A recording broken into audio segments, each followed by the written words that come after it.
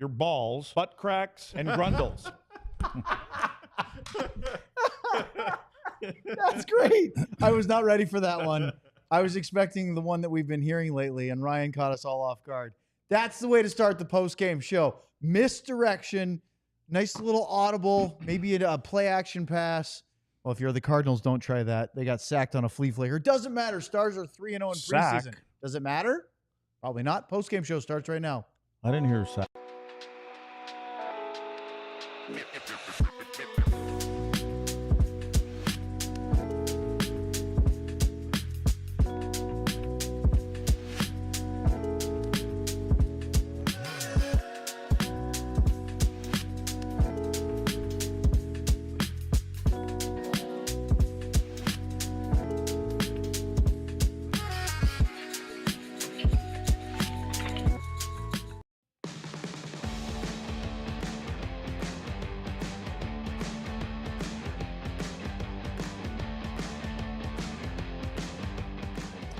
This is the DLS Stars postgame show on a Thursday night after Dallas beat the Minnesota Wild by a score of 5-2 alongside Craig Ludwig, Sam Nessler, and somewhere unknown, probably Michigan, Sean Shapiro. I'm Owen Newkirk. Ryan Vaughters is our producer tonight. And before we get into all the action, don't forget that September is Big Brothers Big Sisters month here at DLLS. This week, we are encouraging everyone who can do it to sign up to be a big. Go to bbbs.org/allcity for more information to sign up to become a big today. And the DLS hats have suddenly arrived and are available from Branded Bills. The DLS football script hat is on sale now. And if you're a diehard, you can get 20% off. Apparently, we have about 50 available to ship right now. I think 10 or plus or so are already gone. So if you don't want to wait, order. They will ship immediately. Go to alldls.com. Buy that hat right now. Remember, if you're a diehard, you'll get 20% off, and it will be sent to you right away. You don't have to wait for a longer back order or second effort or run or something like that. So if you like the Branded Bills hats, which are sitting out in front here, but with the DLS, get them. All right, where's Sean? Is he in the chat? Or is he there? He is. Sean was dressed up tonight because he was covering a Red Wings preseason game. So, Sean, you've had double barrel action, 2 preseason games. Are you having twice the fun or twice the I wish it was the regular season remorse? Well, there's always twice I wish it was the regular season remorse. That doesn't matter whether it's played or not. But no, I enjoyed both games tonight. I watched this one here in Detroit, started about an hour earlier, so I was able to watch this one during the intermissions, and then I sat and watched the third period on a slight delay just to kind of catch up. But I was able to watch this one all the way through. Enjoyable hockey evening, and yeah, I mean, this game for the Dallas-Minnesota game, this was a game that was supposed to go the way other preseason games are supposed to go, and so good for the Stars on winning the game where they're supposed to be scheduled losses, right? So. I mean, 3-0 is great. Luds, we talked about this the other night. Doesn't mean anything as far as real standings because it doesn't count. Winning's nice. Guys enjoy it. It's fun, especially the participants. But we talked about main takeaways are different in the preseason because it's more about individuals than it is about the collective team play. Mm-hmm. Nice to see effort, nice to see results, but it's about which players stand out for the guys trying desperately to make a lineup spot, get a job. Yeah, and, you know, I see a little bit of that. I mean, what stuck out to me is I liked Leon Bischel tonight. You know, I like Petrovic tonight. Those two led the minutes played for the team. And, you know, and it was nice to see Wyatt, you know, do what he did. So, and I think Bourque has continued. So I'm not naming any guys that are looking to make the lineups, but those are the guys that, yeah, not that I want to see, but when I see Wyatt step out there and the way that he played tonight, and Wyatt still has a couple little things in coverage wise and things like that in his own zone, but that's, man, he's only 22 years old, so that's going to come, or 23, whatever he is. So, you know, and what you did see is you saw some coverage mistakes, but a lot of that was more by younger guys. Mm-hmm. But again, that's part of the process. Sean, who stood out to you tonight? And as obviously as you try to juggle 2 different games, was there a player or 2 or 3 or 4 or whatever that dominates your storylines at tonight's game?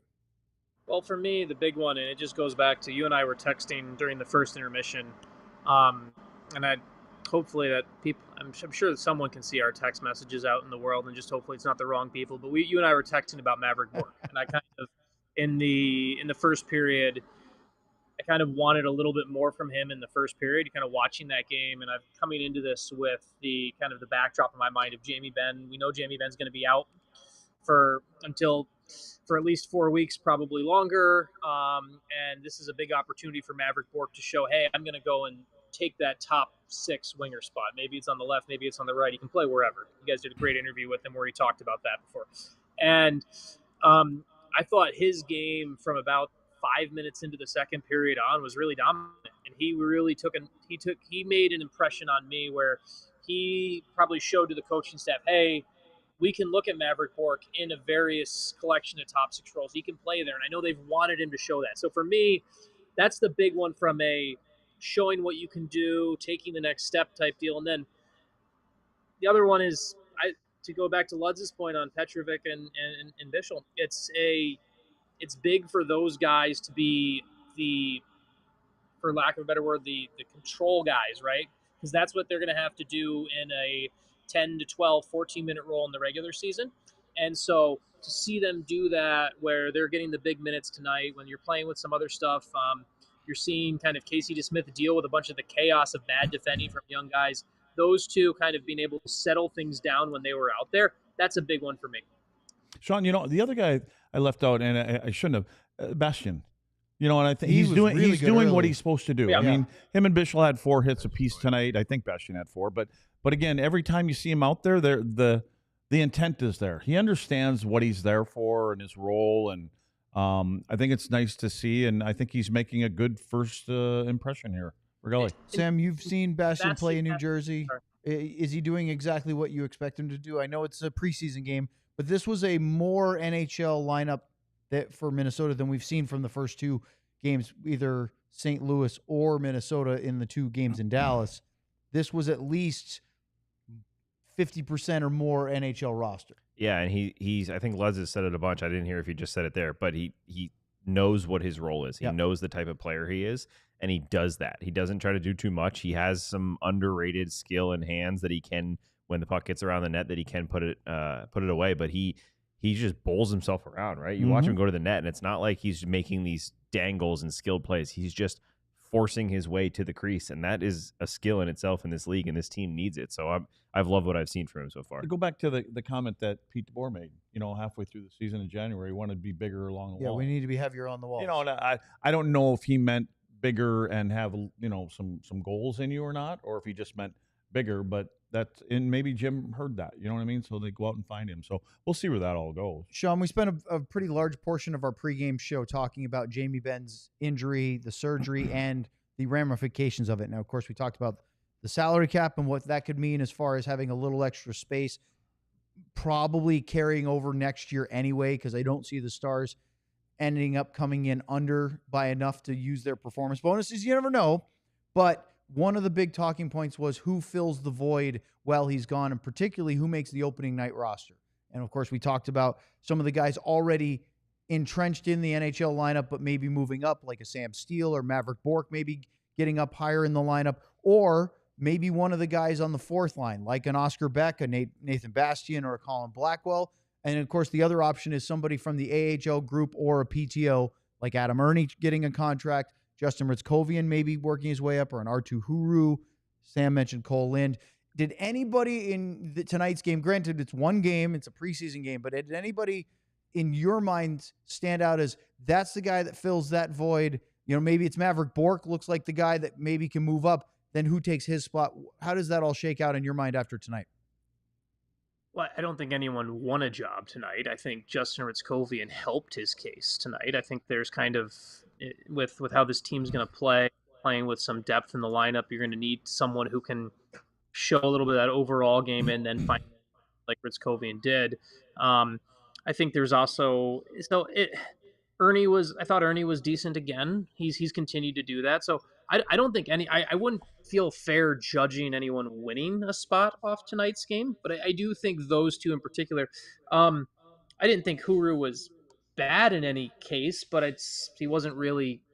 I don't have many notes on him. I got way more notes about Adam Erne and what Hryckowian did. So those two for me, and then just kind of the other one, just intriguing, kind of to connect back to a prior conversation here about Nathan Bastian.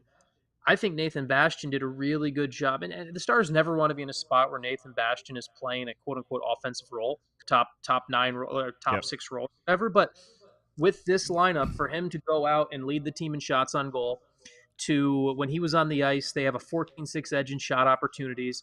Like Nathan Bastian, that to me is a big strength of Nathan Bastian, showing something to the coaches where at some point there's going to be penalty trouble, there's going to be something, there's going to be where he's going to be able to earn maybe that 4 to 5 shifts higher in the lineup when something weird happens. And I thought that was a big one for me on Bastian tonight. But to making this team, I mean, I think Adam Erne has earned himself an NHL contract. I don't know if that's with Dallas. I want to be clear on that. Adam Erne has won himself an NHL deal, I think, somewhere. But you got to remember, with the PTO, he can sign with anyone. And so if you're Adam Erne, I think right now, and if you're Adam Erne's agent, you're kind of talking to Jim about, hey, do we have a potential deal here, and what could that look like? Where do you see him in the depth chart?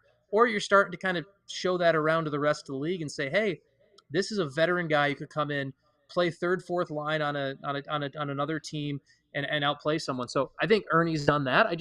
I'm fascinated if Erne sees his best opportunity in Dallas or if another team will give it to him, because he does not have to sign with Dallas. He can sign with any team. Hey, 2 things, Sean, because I was actually going to ask you about Erne. First one, can you explain how that works with the PTO? So if he's on a PTO with Dallas, how does it work if he signs with Dallas, and how does it work if he signs somewhere else? Yeah, I mean, he's basically a PTO it's a tryout contract, and so anything is superseded by an NHL deal. So he would there's an outlaw PTO, whether he signs it with Dallas or another team, that PTO is immediately canceled, and he gets the NHL standard contract would start right away. So there's maybe a bit of, if you're Erne, there might be a little bit of loyalty at play. Hey, this is the team that gave me the opportunity. But at the end of the day, you also have to go through the depth chart and look at things and decide, is Dallas really going to be the team that's going to give me the minutes? Maybe it is, maybe it's not, but that's kind of how that all shakes out. In the PTO, you can't play NHL games you can't play NHL regular season games on a PTO. So the Stars will have to make a decision on Erne by October 7th, 8th, 9th themselves anyway. And I think they're at the spot where Erne is kind of, with his play, is forcing them to make it a little bit sooner, which is good for his bottom line and job security this year somewhere in the NHL. Yeah. So I want to ask Luds a question about that. Luds, if you're Adam Erne right now and you're feeling good after hip surgery and looking like you're a guy that's played in the league before, do you sign if you get an offer from Dallas? Yes. Why? Well, because I think this is a team that's got an opportunity to go a little bit further than maybe some of his other opportunities. So, and again, is this his third game? Did he play all 3? He's played all 3 so far. 3, yep. And what most of his tryout. And so what it's saying, if I'm him, it's like they're giving me a chance. Yes. They're allowing me to earn a spot on this team. So and to me, I guess if I'm talking with my agent should say, I think that they're seriously looking at you, and I don't know, they like what they see because I keep giving you a chance. They're not giving him a chance because he had a poor game and let's see if he can get better next game. I think they're seeing consistency in what he does. Do you think that there's any reason why he might look at another offer just because Dallas is to be in the top 12 spot? That's what I mean. Yes, like because right now it kind of looks like he might be a 13th forward until Jamie Benn's healthy, and then he wouldn't have that position. Somebody else could always get hurt. But if he finds a spot, and let's say Jamie's out for 15 to 20 games, just that gives him an opportunity to maybe push somebody else out of the spot. That's a great point. Yep. And there's a couple guys that I could see the way, pucks go in the net for him a couple times. I mean, there's a couple guys down there, like on the fourth line, that don't put the puck in the net that much. And he seems to bring a little bit more. I notice him more around the offensive zone. What about Bastian? Does he look like a similar player to Mason Marchment? Maybe not as much of the offensive creativity, but could he, even in a limited role, go up and play next to a Duchesne and Sagan forecheck and crash the net a little bit? Or, I mean, I'm not saying he's Marchment. Right. But can he be like a Marchment light? I don't see that right now. Marchment's got more to it, right? He's got more upside offensively, and he can put the puck in the net, things like that. I don't think you're going to see Bastian there, but I still think he's penciled in the bottom, the bottom four, you can three see or four. that there's a reason why Jim Nill signed him, that he clearly is ahead of the younger guys trying to break through, right? And he said all the right things. He understands that he may be out of the lineup for 3-4 games, and I'm cool with that. I get that. And so I think it's always nice to have a guy like that understands his role. And he's the kind of guy that will be walking in and out of the room, in and out of practices, not being with his chin dragging on the ground, because he understands that. Because we've seen guys like that before that are disappointed, but they show it. It's okay to be disappointed. As a matter of fact, you should be, but don't show it. Be a good teammate. Yeah. Speaking of random thought, Mason Marchment had his first child today. Oh, congratulations to Mason and his wife. That's exciting. And, of course, still very much liked around the room in Dallas. Up next, let's break it down. Sean's favorite part, recap of a preseason game here on the DLS Stars postgame show. No. First, I get to talk. You do? Yeah. All right. Let's talk about Monarch Money. I'm going to start by saying that Monarch Money is so far the simplest financial app, website, whatever I've ever tried to use. It lays out everything for you. They call it the financial command center. It makes everything simple, gives you your credit card accounts, your investments, your anything you have that you want to keep track of. It goes in there and it gives you all kinds of colorful graphics and things to make it really simple for people like me that don't understand numbers whatsoever. Don't leave money on the table. When you're making good money, it's easy to get complacent. You do not need to track every dollar, but ignoring your finances can cost you, and financial dreams can feel out of reach if you don't have this clear financial picture. Monarch makes it simple. It's not just another finance app. It's a tool that real professionals and experts actually use and love. Don't let financial opportunities slip through the cracks. Use code DLS at monarchmoney.com in your browser for half off your first year. That's 50% off your first year at monarchmoney.com with code DLLS. All right, let's talk about Game Time. I love talking about Game Time because I've actually used it. Now, not on this one with college football tickets. I did do it with a Major League Baseball game at Fenway Park last month, and boy, it was easy to use, very convenient, and I saved $20 off my first purchase. We'll get to that in a minute. But college football season is in full swing. Sam loves it. We tolerate it. I'm just kidding. He loves college football almost as much as he loves college hockey. You can get tickets.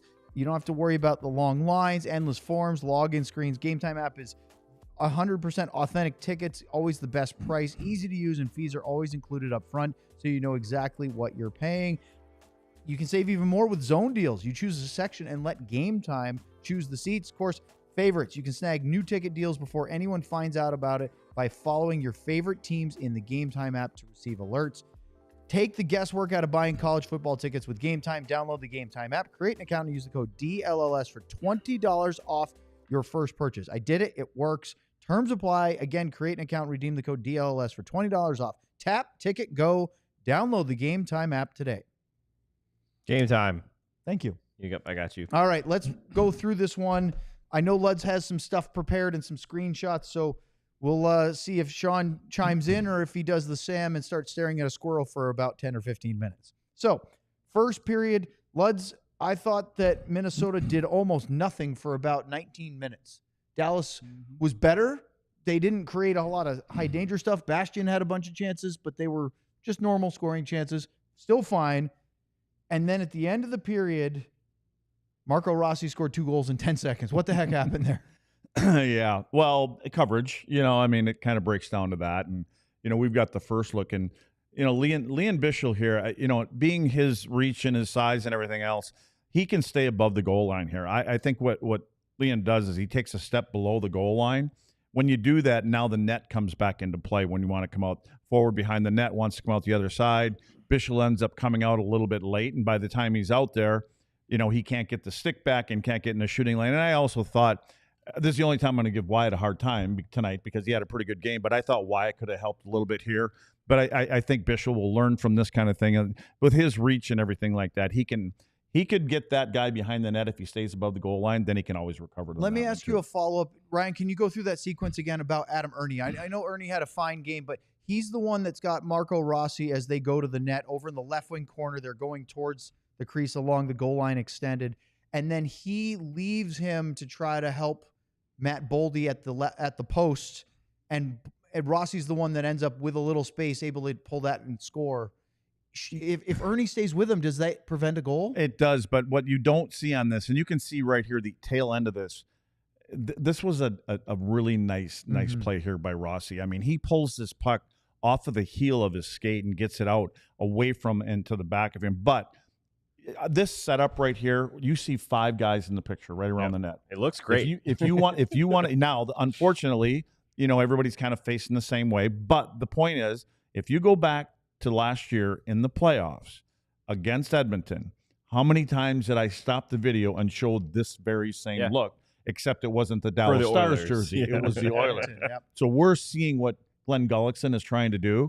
And Sam, what was he yelling today and yesterday? Yeah, today I actually asked him about it today. He said, and he smiled about your language. He was screaming. Every time they do something in the defensive zone and they would give up a pass across the seam or in the slot, he would say, blow the whistle and scream. If they want to play on the outside, let them Luds word play on the outside. Oh, did you want me to? And no. And I even said to him, I said, with a couple extra words in there, and he laughed. But I think that he's making it a point at every practice to understand that this is what we need to protect first. We're building a structure so that comes first. Then the little things come. And he also talked about today, we're not preparing for the one play a guy's going to make. When someone splits 2 guys and makes a great play. We're building a structure and a foundation for the other 9 times out of 10. And I really like that. And when he's saying, if they want to play out there, let's let them play out there. Bottom line is you're going to have to come through 3 or 4 or 5 of us to get to our goaltender. And so that's what he's trying to stress there. And it'll eventually, it's not like you're going to go into a shell. Back in the day, you get a 2-goal lead and everybody call it going into a shell, and everybody just kind of sit in front of the net and, do that. That's not what he's trying to do. He's just trying to make it more difficult to get in there and for bodies to get in there too. I'm going to echo what Luds says, Sean, with a soccer reference because it's his favorite thing to do. That when they have the ball, the opponent has the ball. Soccer players kind of like to pack it in too. On the outside, over on the wings, and you have your defense back, you just yell contain. Just keep them out there. They're not dangerous. It's when the defender lunges and loses and the guy gets inside and starts going towards your goal that he becomes dangerous. And it's the same thing in hockey where keep him outside. What's he going to do over there? As soon as you get beat, now he's in a more dangerous scoring position. Yeah, you think about it, like you're going to be in the places they want to get to. Yes. And you start pulling yourself out, you open up. It's easier for them to get to where they want to be. Look at that, Sean. I made a soccer reference. He'll appreciate it and didn't roll his eyes. No, I did. I had a comment. You didn't hear me. Sam heard me. That was it, though. Go ahead, Sean. You're chomping at the bit. No, can we go back to the middle frame of the kind of breakdown on that one, Ryan? Can we go back to the middle of that? Sorry, the one, maybe the other one. Go back. The one where you can that one. That one. Okay. I want everyone here to look at Casey DeSmith's head position here. The puck is back behind his right foot. He's looking over his left shoulder. This is one of those weird plays where this is why goalies need preseason games. This is one of those plays where we talk about why I know a lot of NHL goalies say they want 2.5 because these are the plays as a goalie you don't really work on in practice. There's nothing to replicate. There's not much to replicate the down low behind the net chaos in practice in training camp. And so this is the play if we see this image of Casey DeSmith in the regular season, there's a problem because this is pretty poor tracking on how things went, especially when he sees where Liam Bichel is on that post there.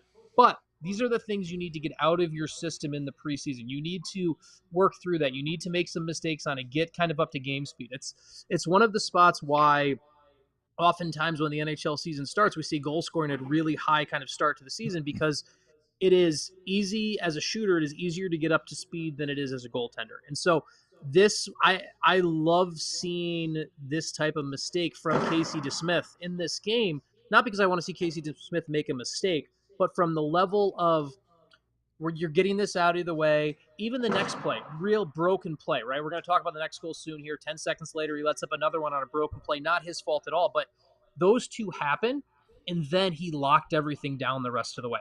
You want to get those things out of the way now. This is what preseason exhibition is about. And so for Casey DeSmith, and it gives the Stars goalie coach Jeff Reese and Casey DeSmith a great opportunity to look at that. Okay, hey, why is your head looking back this way on this play? Why are you here as opposed to being over here? Is it a read? Is it a footwork? Where for you is the mistake on that spot? And they get to go through that and kind of look through this. And this is what preseason should be for a goalie. So I know it's a goal against, but it's one of those plays where I look at it and you're like, okay, this is how you're going to get better and be better too dialed in for Casey DeSmith. Probably first starts going to be like October 14th, 15th or whatever, because we know Jake's going to play with Winnipeg. So something like that. So, Sean, a quick question for you, since I love the whole goalie concept for lacrosse. That was one of the hardest things for me to learn. On. We got a bing bong. We got to jump in because we have a $50 Woo! bing bong. I can't read it. So T.O. writes, T.O.? Sam hat-trick tonight. You're squinting over there, too. I can't see it either. I can't see Can we make that a little bit bigger Let's down make that there? the whole screen. All right, you ready for this, Luds? T.O. writes, Sam hat-trick tonight. Spilled ranch and ice on his shirt. Spilled his entire drink on the carpet and drew on himself with Owen's pen. But the man he's been in on all camp, Hryckowian had a game, second most impact behind Wyatt on the NHL game score impact card. How does he know all this? Some good, some bad, He tweeted eh? all of it. He's an open book. He's an open book. That wasn't me. That was the DLS Stars page. Oh, was it? Gosh. I thought it was you. That wasn't me. Ah. I was about to Thank say, you. how did they know? How did they know about the spillage? Like, is the call coming from in the house? Like, what's going on? The ice was during the show, so and there's ranch on my shirt. But Sean, anyway, back to the show here. So for me, I played lacrosse. Thank you for the super chat. I played T.O. lacrosse goalie and then obviously hockey goalie until like high school. So that was really hard for me because it was totally different how you play it. In lacrosse, if the ball's behind the net, you're facing the ball and the play's behind you, right? So can you explain as a goalie how you go about processing that play right there? Yeah, and it's interesting because it's become, you have to be quicker on it now, right? NHL players, as the game has evolved, there's more and more of the quick jam play that is not slow developing. And so as a goalie, it's kind of use the center of your body as kind of a line, right? And so it is the spot where you want to be able to both track the play behind the net, and you also have to keep track of the chaos in front of you at the same time. And so it kind of creates this situation where you use center of the net. You kind of have this like a line, this invisible line in your head where you know where it is. And as with the puck behind you, if the puck is right behind your back, you're basically committing one side, and you're basically going to pick a post almost where you're going to be. And so in that situation where you have a defender like Liam Bichel kind of taking the left post for you, that's where you're going to go farther right post because you know you have your guy there. And obviously Liam is a big dude. It's impossible for him to miss him there. So in that spot, and this is one of those things they'll talk about and look at the film, Casey DeSmith is looking, I am going to be a little bit farther to my right. I'm going to be kind of a little bit there, probably not full RVH, reverse vertical horizontal, to use full terminology for people, not full RVH over there, but giving myself that over there because I'm trusting Liam Bichel on that left post. And as a goalie, your spot there is you don't need to lock eyes on the puck in that situation. You trust that you've got your defender there who's going to help, and you also need to be able to have the quick momentary like second eye glance forward to kind of pick up where Rossi comes into play. So it's fielding, it's knowing that imaginary line and understanding where the biggest threat is. The other thing that can be big on this too is as a goalie and as the season goes on, you get this book into your head. You're going to know what guys' tendencies are. Now preseason is tougher because it's a lot of chaos. You have no idea who everyone is. It's a bunch of guys from the Iowa Heartlanders in the lineup too tonight, right? And so you're going to look at kind of handedness. Okay, where is the guy down low? Where is his handedness? Where's the threat? We know there's not going to be a jam back in. There's all this processing information that comes back to I need to basically, as long as I have my baseline set, then I can build on that. So I rambled a lot. I hope, Sam, I answered a question. No, so, I was just impressed he made an ECHL reference too. That's what I wanted, and I was thinking like I can get deeper for your boy Gretz. I think he feasted on goalie. I'm pretty sure goalies used to turn around and face backwards. So how you would play this, if pull that up again, Ryan. So what we would do, like for instance, if this was two defensemen, especially that are tied up on the post, right? We would recognize Well, We'll we get wouldn't to it. recognize Keep that. going. But we would Yeah. recognize that the guy behind the net if he's left or right-handed. Yes. Yep. Right. So in this scenario, what we would try to do, regardless of which one it is, but we would have like, for instance, it'd be the right deep. If you're looking at the picture, the left one would take a step towards him. And that would get him to obviously pull and go towards the other post. That defenseman would then pull back. Meaning you and then want to force Bischel him would to go. his backhand? Well, you would want to push him, but ideally that's what Yeah. you want. We can recognize right or left, but we would always want to get that one defenseman that would take one step back there, get him to pull the puck to the other side of the net, so to speak, behind it, and then the other defenseman go. That first one Yeah. will recover, Almost bait so and you can switch. jump on him. You Yeah, can't yeah. get both of you hung up. You Well, can no, get it's one of it's you- about pushing him in, but you always wanted to push him out on his backhand because if he comes out on his forehand, there's a possibility of the wrap and things like that. So you kind of help your goalie out. We have a lot more to get to. We have some more See? diagnosis from Luds. We'll Excellent do some question. super chats I as don't we know. keep rolling here. Stars are undefeated in preseason. Woo! Put up a banner. Give him the cup. Here on the DLS Stars postgame show. Big brothers, big sisters. Were you worried, Sam? Become a big. Mentorship reshapes futures, strengthens communities, drives economic progress. Together we can change the odds and build a better tomorrow.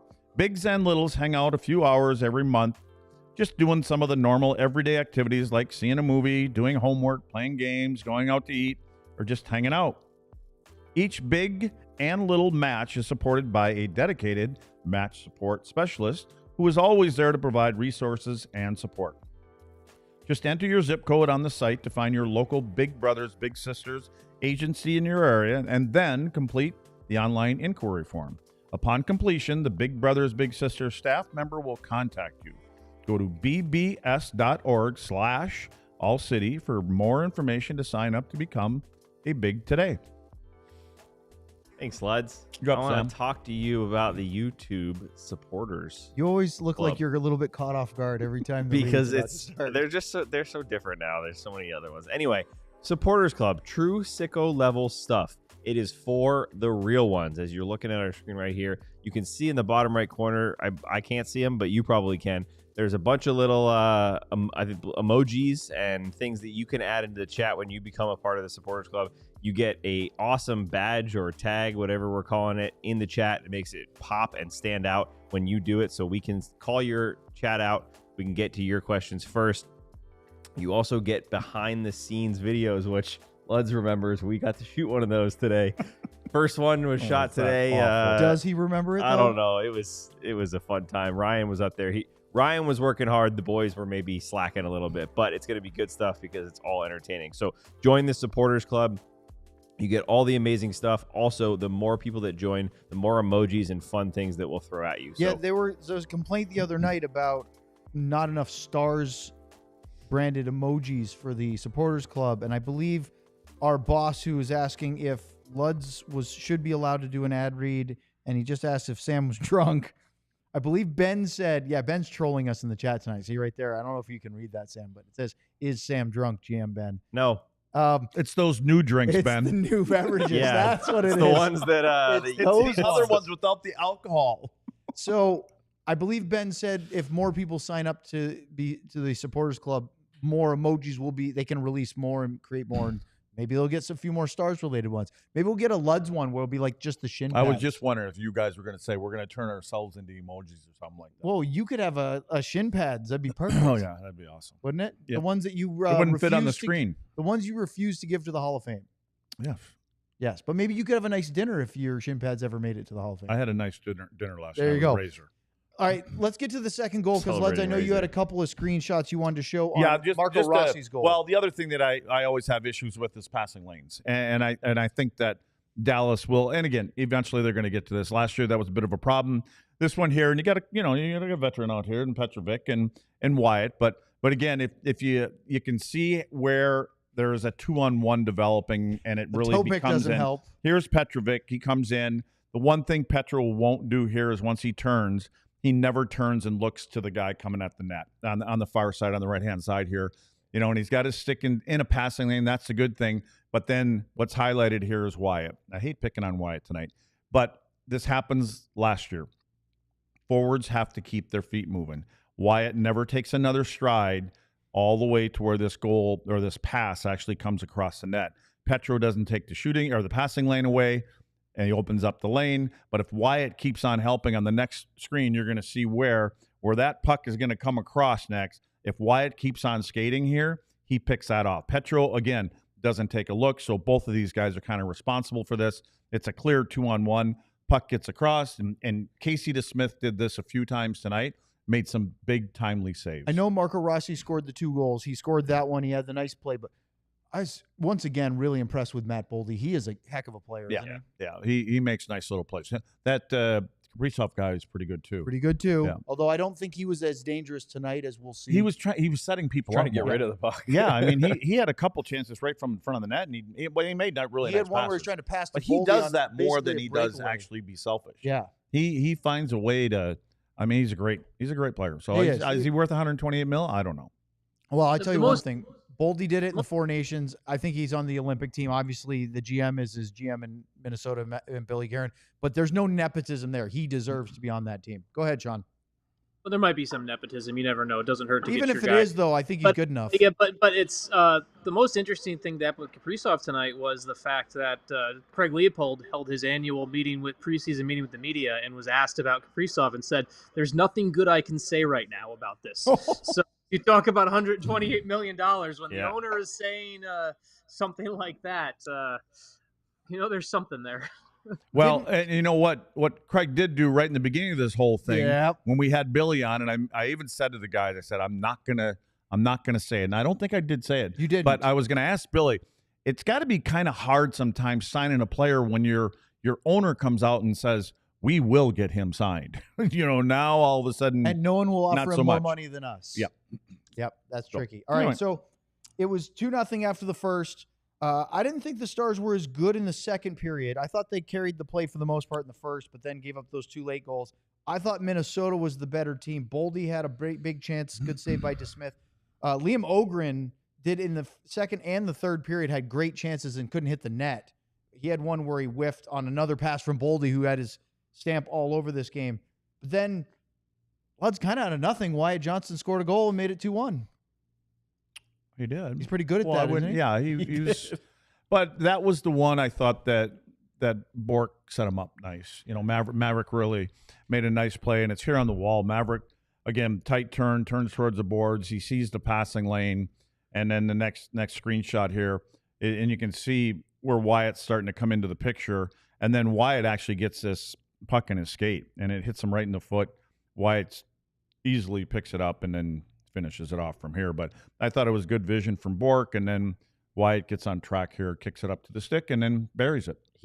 Wyatt is a great shooter from that spot. Close range, short I side high. think of that Yeah. backhand against, I think it was Seattle, the goalie, the Playoffs. winner. He It scored was against Vegas. 8-7. I just feel like he always puts the puck in the net when he gets it in that spot. So keep doing that. He's a good finisher. Then to start the third period, he does it, but to the other corner. He shoots far left corner instead of the top right corner. Luds, did you think this one was even more out of nothing than because the Bourque one, obviously, he does that nice hold-up play. This But third you're period- talking about Wyatt's second one? Yes. To me, I wrote that down. It was all Mavrik. I mean, all Wyatt? Literally. all Wyatt. And everything he did was all him. I mean, he just navigated through the cast of people and buried it. Third period was a runaway for the Stars. They scored 4 times. Wyatt, first 35 seconds. And then, Sam, you've been banging the drum for Justin Hryckowian. He scored a goal right after a power play as he goes to the net, goes to the backhand. Wyatt gets the assist on the play. Yeah. A lot of credit to Wyatt, too. He won pestering at the blue line, just kind of reaching, making sure they can't make the easy play. Puck ends up in the corner, wins a battle against 2 guys, gets that little chip backhand to Hryckowian, who showed a lot of patience for a young player, right? Actually, he didn't get credit for the assist. That was unassisted. Yeah, His that's what Luds assist was comes saying. on the board. I don't know how he didn't He get an definitely assist touched on it. it, I but- watched it like 10 times. Yeah. But So he doesn't get one there. So he could have had a 4-point night. Yeah, But then yeah. Mavrik Bourque scores on the power play. This is after Ogren dekes to the backhand and hit the posts on a breakaway. And then Height had a redirection that forced a really good save by Casey DeSmith. Then Bourque goes into the corner and just rips one. Yeah, Sean, From a tough angle. I'm guessing you would say this is a poor goal if you're a Minnesota goalie coach. Yeah, the kid who came in, little Samuel Kolyachonok. How do we? I don't know how to pronounce his name, but the the minor leaguer that they brought in for the second half of the game came in with a real difficult situation, and Mavrik Bourque was feeling it confidence-wise, and that's one that they're definitely going to look at, and he's going to want it back, and it might have been his last preseason appearance based off that too. So it was it wasn't a good one. By the way, they are turning the floor, the ice. They're laying a basketball floor behind me. If people are wondering why, it's not a slamming door. They are laying down basketball flooring behind me right now. That's what the constant banging is. So it's Samuel Lavai, according to the NHL pronunciation guide. Lavai. So there you have it. So he did not have great numbers. No, and then after Bourque, then Kolyachonok gets an empty netter, and they win 5-2. From the point. I would just like to say regulation. No overtime, no shootout. That was nice. That's what we needed tonight, and I'm happy because of it. Okay, real quick. I learned this tonight because I got clarification on this, because the other game I watched tonight, we did have a dumb freaking shootout in a game that was 5-2. It is the home team's choice. Yeah, because it's preseason. So I remember this. The home team always has the ability in preseason to choose to have a shootout. So if there is a shootout, no matter what, after a preseason game, you blame the home team. And so there was. So wait, timeout. Yeah. Was there a shootout tonight and none of us watched it because we all turned the TV off? Not that I know of. It's still going on. We turned the TV off. The Victory Plus broadcast who had the shootout? Detroit. Detroit. They did? They had like a practice shootout. Oh, no matter what. I do remember that happening once with Dallas. Yeah, so it's something that it is the home team's choice for that to happen. So the one thing is they have to announce that ahead of time, Sean, like before the game. Hey, we're going to do it afterwards, or can they make the decision at the end of the game? They have to make the decision before the game starts. They do. Yeah, that's what I'm saying. Now, they just don't score any goals. Sean, did the other team line up on the blue line and chase them down? Well, no. It was in the game tonight. So it's funny, in Detroit here tonight, they had this Czech kid who makes his North American debut tonight, and he's in the game that they're up 5-2. I talked to him after the game here in Detroit. He said, I had no idea I was going to face a shootout till I heard the announcer, the PA guy with 5 minutes left in the game, tell the fans there was going to be a shootout. So, don't forget, don't leave your seats Don't leave. Oh, okay. Don't leave your seats. So, Sean, is it for the players or is it for the fans? It is up to, it honestly is up to it's more for the coaches. Like Todd McClellan in Detroit tonight said, honestly, we wanted one tonight because I've got 3 young guys who are trying to make this roster, and I wanted to see how they performed in a big moment. He's like, obviously, I didn't send out Dylan Larkin, I didn't send out Lucas Raymond. I'm going to send out some young guys to see how they show out in this moment. So it can be more of a coaching tool of, hey, you're a young kid, this is pressure. Go throw yourself, go handle that. So you can pretend it's a fan thing, but these are preseason games. It's more of if a coach wants to use it as a data point for his roster. I would just like to point out before we get any further that everybody, since we read the YouTube supporters club that they wanted more stars related emojis, everybody is suggesting Luds emojis. Whether it's Luds' shin pads should be emoji. We should have a mullet Luds emoji. Oh, hi, we should say slut. How about a Luds forearm emoji? Luds, do you do a lot? Oh, the forearm. Remember the shiver. What was that? Who was that against? You remember? The behind the net, was it the Solani? It was it was the Solani one. There you go. So they're all bringing it up, and now now Ben is saying, send in your super chats with new emoji ideas. We'll read them in the last segment. So keep it going. We'll get to that. Anything else that stood out to you guys in anything? We already talked about Casey DeSmith looking okay, but maybe needing a couple little things here or there. I thought he was good. You As a matter of fact, at the end of this show, you're going to ask who the stars were. I was going to pick him. I thought he was good. I think he made some timely saves. He did. Yeah, I know. Especially when they were really breaking down in that second period. Yeah, right? there were some. They were leaky tonight, Yeah. and I thought he was. Yeah, I mean, the easy one. It's easy to pick Wyatt tonight, right? So should have had 4 points. He officially had 3. And didn't. Let's see, they're down 2-0. Yep. And then Casey shuts the door, and he allows them to crawl back into it. So I got one you pulled. You want to break that one down real fast? Go ahead. What's that? the first was this. Oh, no. Well, this is a couple. This This is is what we a were just couple of talking young about. guys. Yeah. I mean, this is a couple. This is Becker and Huru. McDonald. Oh, this is McDonald. Yeah, McDonald. So Becker's the first one on the left here. And again, you can see Becker. He kind of looks over his shoulder, but then he starts to look back, and he never looks back again. And then the defenseman, McDonald, look at where his stick is. It is not in a passing lane. So this is something that, and neither one of them, you know what I mean? Like, again, young guys, but again, they've played, so they should know these lanes. But the bottom line is, and then Casey had to make a great save here. All right, up next. Let me We'll, wait. go ahead, wait. Sean. Go. Can I give one quick thing for Sam's guy, Justin Hryckowian? When you look at little You details, play that are college gonna hockey? help, yes, exactly. When you look at little things that help you make a roster, Justin Hryckowian tonight, 8 for 10 on faceoffs. And I know someone will go tell me faceoffs aren't the most important stat, yada yada yada yada, whatever. 8 for 10 on faceoffs, gets 3 I opportunities. think that's 80%. Gets 3 opportunities to take the initial draw on the power play. Goes perfect 3 for 3 to That's open big. our, like, those are those things where you can go and tell me, hey, faceoffs don't matter, this or that or whatever. But when it comes to making this roster and those little details you're going to do, these are the types of things that Hryckowian has done a really good job of. And by winning those battles and helping win those possession battles off the bat, that's going to help his case. So Sam's guy, there we go. No, it's a good point because he's going to probably play. If he makes the team, he's going to be playing on a wing. The fact that you can trust him to come in when a center gets kicked off that is or on a beneficial, strong side, right? That's huge. The one thing I want to say about Hryckowian, look, he had a goal. He had a great job in the face-off dot tonight. There were a couple of moments, and maybe I'm picking on him, but there were a couple of times where he missed what looked like simple plays. There was a breakout, I want to say it was in the third period, where he was on the left wing. Granted, he's used to playing center, but the pass came to him, and he just whiffed on it. And it wasn't like a bouncing puck or anything. He just missed it. And I'm not saying he isn't good enough. I'm saying one of the things I wanted to see, and please correct me if you think I'm wrong, that I want to see him clean up is NHL regulars don't screw up the simple plays very much. They make the simple ones. They're also very good at other things, and I think Hryckowian has a lot of talent. But one of the things that really sets an NHL regular apart is their consistency to do the simple plays the right way more often than not.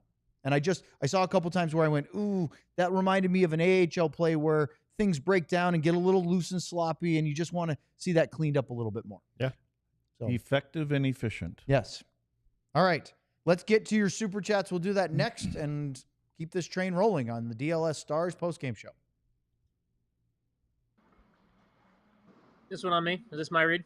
My It's read. you. Here we go. What if I you can hear all of the building in the background of this, and as they're changing floors, and it's kind of reminiscent of what we're building at DLLS, and just building a pretty awesome community of people who are. I mean, it's a preseason game, and I see this little number above my head. I don't know if the viewers can see it, but on my screen I can see there's 168 people live watching this who are sticking around to hear us talk about a meaningless hockey game. That's pretty damn cool. You can be a big part of this community that is growing. Become a diehard. Look at this QR code right below me, and you get a cool shirt. I think you get one every single year. You get into the Discord, or as we like to call it, Luds Damn Discord, and you get to join a pretty cool community of Stars hockey fans, Dallas sports fans in general, and you get to be part of what's been growing and building here. And we're going into year 2 of this, and it's going to be pretty damn awesome. So become a diehard, join. Look at the QR code here. I don't really know what else to say. It's a great deal. Well, you hit a Hey, minute. Owen so you're Newkirk perfect. from DLLS here. Nice. We got a new drop. I like that one. Let's talk about Ball Knower bonus. Take that being a diehard because you get a discount on merchandise. We talked about it with the new hat, and Ryan can show you that hat. If you want to jump on that, do that now. 20% off merch if you're already a diehard. Well, what can you do with that 20% off? Well, you can play the Ball Knower bonus. You go to our website, you click on merch, then you click on Ball Knower bonus, and they give you promotions that you can pick on. College football, will Arizona State get an interception against TCU? And you can pick whether you get it right or not. You spend $25 or more on merch, and if you get that right, you will win a gift card from ALLCITY for the same amount that you spent. Maybe you want to pick the winner between Oregon and Penn State. Maybe you want to go after some NFL stuff. Can Dallas sack the Green Bay quarterback? It would be Jordan Love. That's the ball knower bonus. If you think you know, get merch. Use your discount if you're a diehard. Get more merch. It's a win-win. Sean, is it Brachiosaurus or Brachiosaurus? I'm pretty sure it's Brachiosaurus. He's right. Pretty sure. Yeah, that's what I thought. It's very confusing my on here. Lord. Yeah. He's distracted again. That's that squirrel drop. No, there was a reason. If you read my article, there's a reason. I just wanted to make sure I was pronouncing it right. Yeah. All right. It's Let's get to the super chat. Thank you. There it is. I Hey, love Sean. it. All right, we're going to start with Ardell tonight in the super chats as soon as we get Ryan, who asked him to do a totally different drop, and now he's got to get the super chats ready. Bing bong. There it is. Ardell with a Ludwig. Could be Ludwig Dumba. Dumba. It could be, but it's probably not. It's probably Ludwig Is he Ludwig. wearing 3 with Pittsburgh? I don't know. I don't know either. We'll have to find out. Soccer? I've never heard of her. Thank you, Ardell. Always a great. He loves to chirp the soccer references that I bring up. So does Luds, so it makes it 2 of you. Let's go to the next Bing one. bong. JT with a Lundqvist and year after the cup. Finally caught a preseason game and post-game show. Good to be back. Bourque and Wyatt look ready to tear it up, overflowing with talent. Agreed. You know, it's kind of a big deal for those guys. Like, you got to temper a little bit because they're not playing against a complete NHL lineup. But regardless, it's they both look like they're moving well, especially Mavrik. I mean, we've seen that a couple times now out of Mavrik. I think he looks really good. I He looks excited because I think he feels he's got an confident. opportunity. Yeah, And healthy. he definitely does. I obviously prefer having Mikko Rantanen on the team, but part of me is sad that we'll never see Mavrik Bourque, Wyatt Johnston, and Logan Stankoven together. Well, That'd maybe, be a maybe we pretty will, but diminutive line, wouldn't it? yes, I always kind of wanted to see that. Luds, you talked about the evaluation process against a AHL lineup mostly on the first 2 games. It was a heavier NHL group for Minnesota tonight. Does that help with your evaluation, or do they still look like they're rusty? No, I and- think it helps. You- I like, think you it think it helps. was better tonight? And you're not looking at the Wyatts and those guys, right? You're Right. looking at the younger guys. And again, I thought I'm not going to say it was a really clean game, but it's better. I mean, at least you know that you're playing against more guys that know what they're doing at this level, and that you can compete against those guys and contain, conceal. And then there's the little things that we just point out every once in a while, that because everything, when you get that, things happen quicker. Sean, we've talked a lot about Mavrik Bourque. You've had a chance to watch him a little bit tonight. I don't know if you caught the other ones at all, but what's your feeling about the way he's playing now with the history that you know of the way he plays, the way he works, the way he bets on himself? Yeah, I'm a big believer in Mavrik Bourque, and I maybe was oversold it a little bit last year. Like I went in expecting more from him last year, and I think he hit a little bit more of a wall and a curve last season that maybe I expected him to get through coming off that AHL MVP season from the year prior. So watching him in preseason, once again, you add the big asterisk of it's preseason and how things are going and the lineups and everything like that. But there's the confidence there. When he's a guy who, when he's feeling it, for lack of a better, there's no good way to define that, but when he is feeling it, he has that it factor. I'm using the same word over and over again on purpose because that is what Bourque's game is. When he goes and he can seize the moment and he knows that he has the ability to be that impact player. And we saw that in Texas a ton, and we missed it a little bit. We didn't see it last season. We started to see a little bit of it so far this preseason. So if he can carry that over into game 1, I mean, no one is cheering Jamie Benn's injury, right? Let's be clear on that. None of the Stars players are like, I'm happy Jamie Benn is out.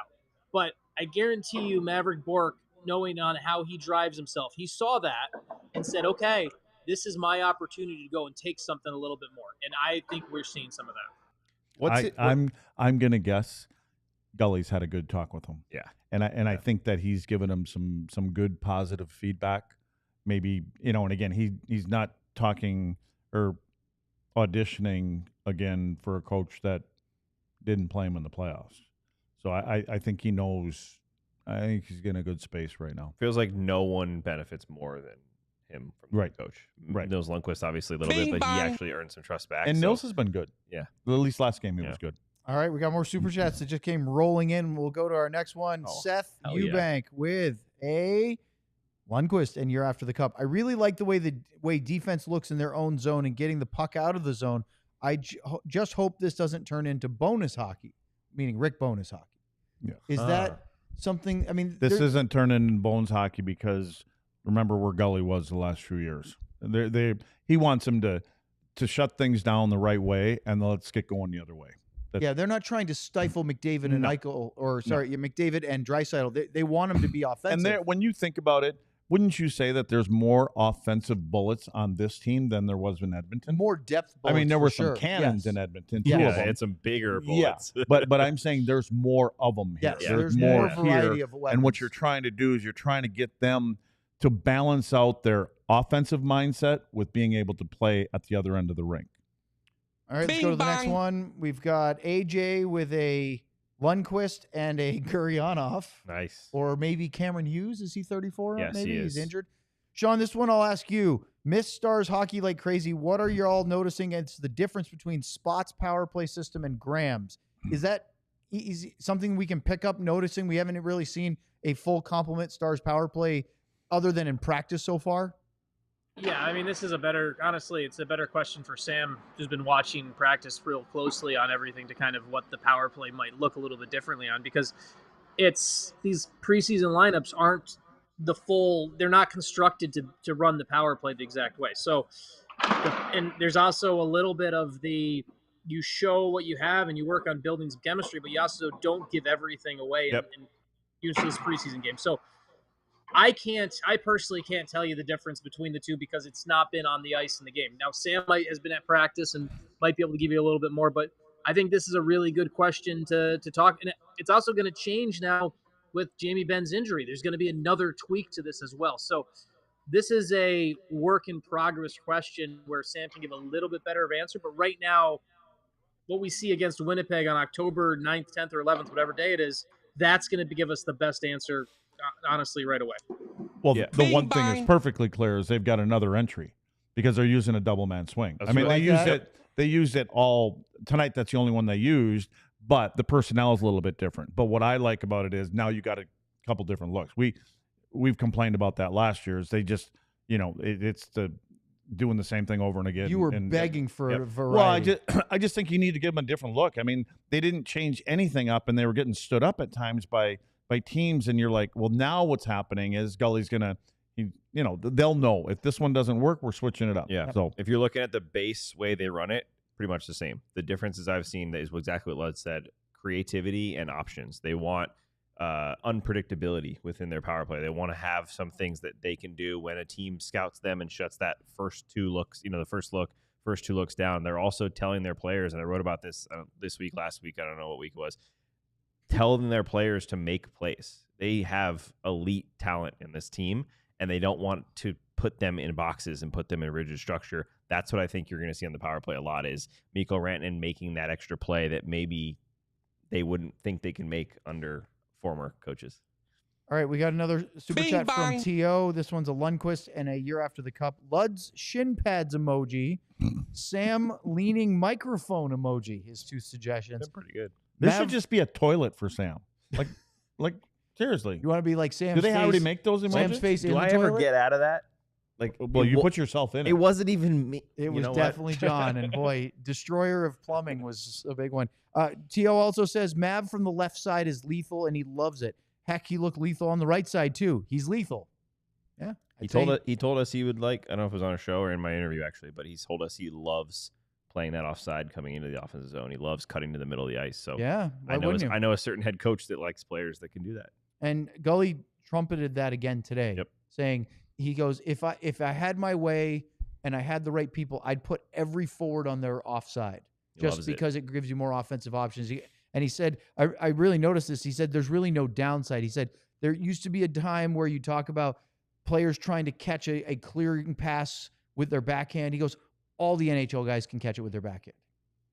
You can argue that. By the way, did you guys see that play Mavrik Bourque did tonight? He got a pass in the zone up in the air, and he knocked it out of the air with his backhand in control. Incredible touch, and turned it into a scoring chance. That's an NHL-type play right there. It's called hand-eye coordination. It's that when you're not a one-sport athlete, when you play other sports, you can do those kind of things. He's a big proponent of Let's go into multi-sport. overtime and dive into that. Listen, this No. is the first night we don't have overtime. Sean, any final thoughts here tonight as we wrap up this post-game show? Because we are staying on time tonight. I'm interested to see. I'm interested to kind of learn and see how things go with we talked about the Adam Erne one, but he's one of those. I'm interested just because there is an actionable piece there on this, as it goes over the next couple days of, is he going to earn that NHL deal? Where are they going to move on that? Because there's a lot of other guys that have in that competition who the Stars control either way, right? So is there something to the element of, hey, maybe we want this guy's organizational depth, we want to bring him in. Maybe there's a benefit of signing him to be 13th forward, 12th, 13th forward, or whatever it is for opening night. So I'm interested to see where that goes. And I'm happy that it's also a good reminder that, you know what, 4 preseason games next year is probably the perfect amount, because we've done 3 of these and Done with it. Feels we should be done with it right now. Don't forget, quick programming note, we're off tomorrow. We will be back on Saturday, preseason game at St. Louis, 5:30 Central Time, pregame show, and then we'll do the game afterwards. For Luds, Sam, Sean, for Ryan, I'm Owen. Thanks for the Super Chats. Thanks for tuning in tonight. We'll see you Saturday night, 5:30 for Stars and Blues, pregame show right here on DLLS. Slutty milkshakes. We all silly like the mayor.